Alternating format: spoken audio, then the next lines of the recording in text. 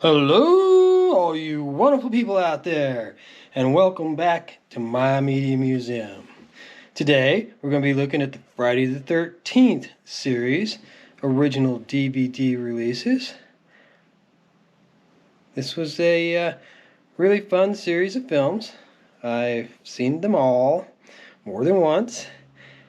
I've seen a couple of them in the theaters, and I thought this would be a good series for us to look at because I've got not just the original DVD releases, but we also have the reissued box set from Crystal Lake to Manhattan, which was just the Paramount entries into the series.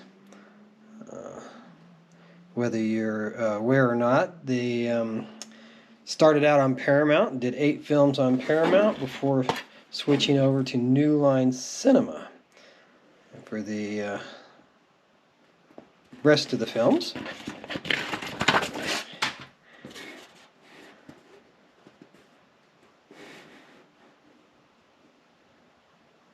And Jason was not in the first film, at least not the way you know him. That's the way he is in the first film. And not wearing a mask, not chopping people up. I don't want to do any spoilers, so I don't really want to say who was the killer in the first film. But those of you that know this series and know this series well, you know exactly who the killer was in the first film, and it was not Jason. He comes along in the second entry of the film series, Friday the 13th, Part 2.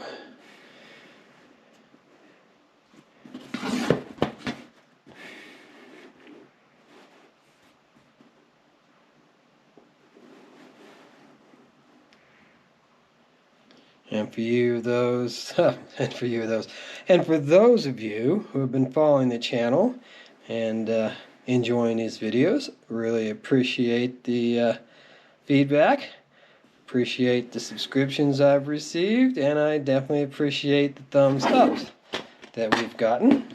It does help show YouTube that there is interest in the channel, and it encourages me, hello, to keep doing them.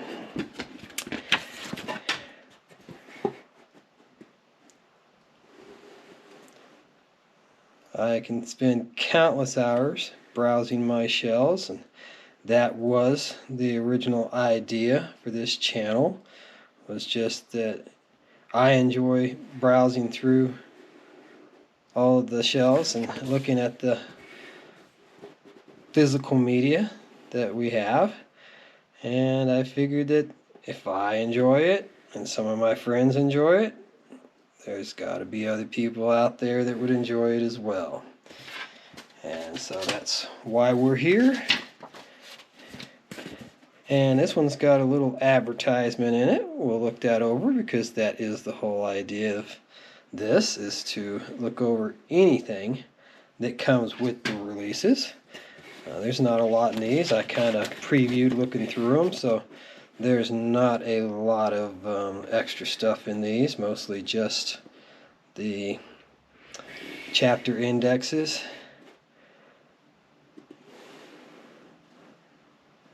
And going down the list here of what Paramount had available at the time this came out. It's like, got it, don't, got it, don't.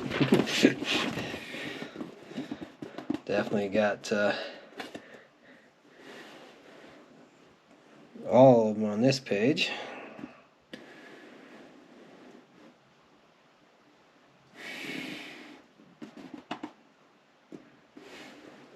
I just recently picked up the Saint used again at a garage sale for $1.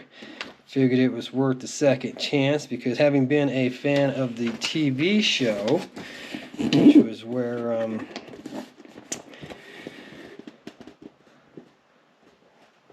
oh geez, I can't think of his name right at the minute.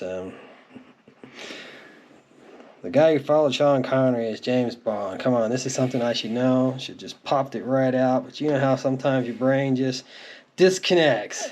Roger Moore. Roger Moore. Jeez.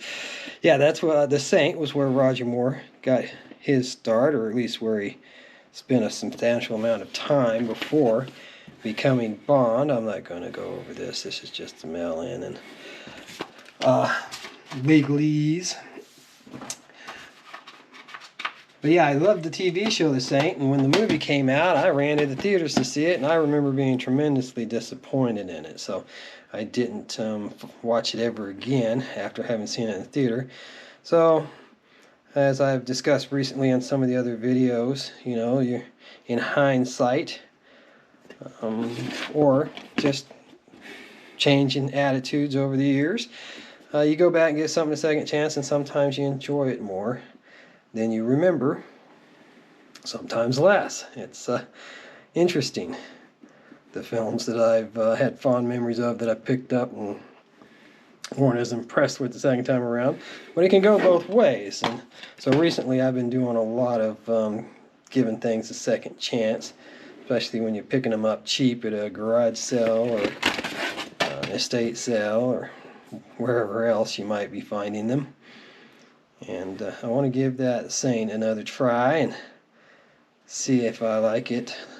Now this one, Friday the 13th Part 3, I should have been talking about Friday the 13th. Yeah, this one was in 3D at the theaters, and I do remember going to the 3D theaters and seeing this in 3D. And one of the fond memories I have of it is me and my friends were coming out.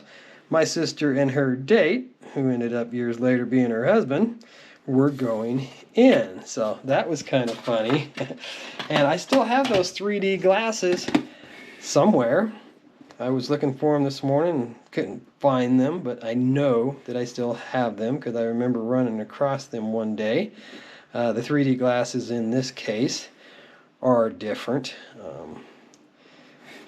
slightly, than the ones that I got at the theater when I went to see this. And this was the first Friday the 13th film that I did see in the theaters.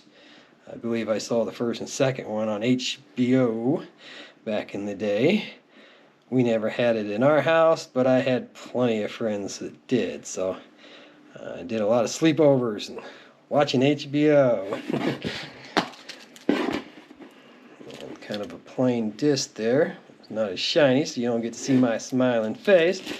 But as you can see, these glasses, I remember the glasses that I got at the theater having the, what do you call that thing that they use in the water that they shoot people with?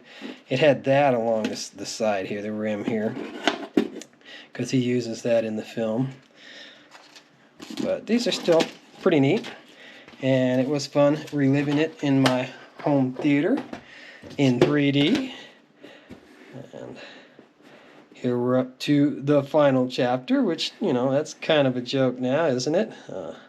It was anything but the final chapter.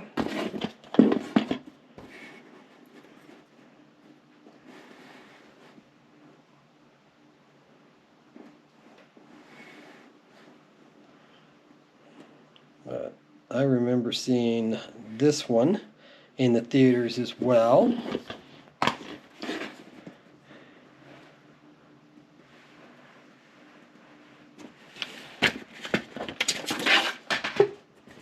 There he is, mask and all.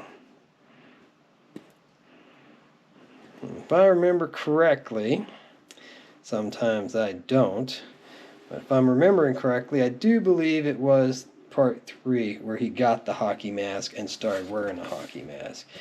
And people really associate Jason and Friday the 13th with that hockey mask. Understandably so. Kind of like Evil Dead with chainsaw, you know. And so here we are, moving on to Part 5, The New Beginning. And I definitely remember seeing this one. This one I actually liked quite a bit.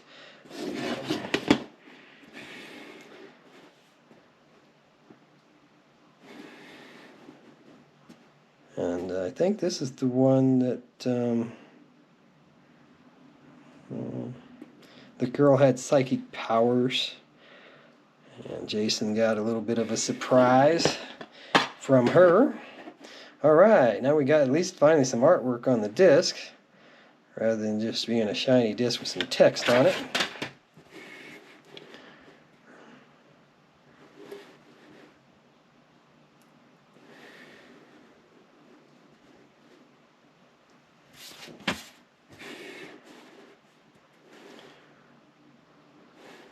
And I do also have the run of the TV show that we can share at the end.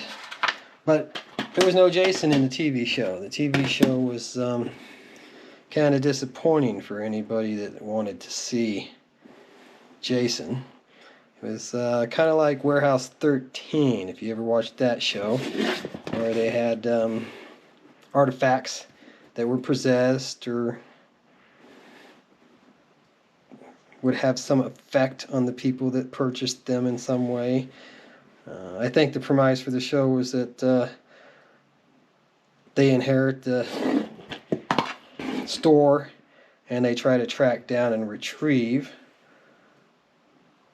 the artifacts that had been sold out of the store. But I enjoyed it. I thought it was a good show, but it was kind of like Halloween 3, where they were just using the name, the popularity of the name, and it didn't really have a connection to the film series. So we're hitting that 12-minute mark where I like to end my videos, so we will see you soon for part 2.